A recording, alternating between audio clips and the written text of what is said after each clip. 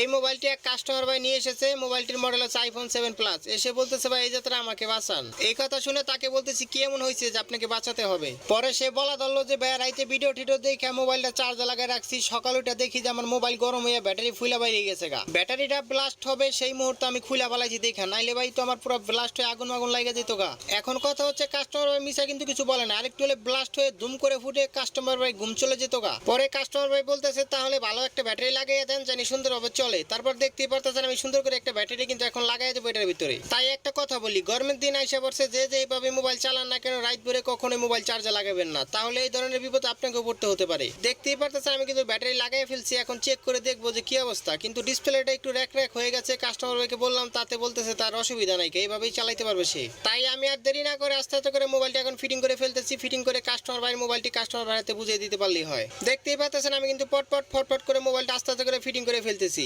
তাই যেভাবে মোবাইল চালান না কেন অবশ্যই সতর্ক অবলম্বন করবেন। রাত বেড়ে মোবাইল চার্জে লাগাই রেখেন না, তাহলে এই ধরনের বিপদে পড়বেন, ধুম করে ফুটে ঘুম হয়ে চলে যেতে পারেন।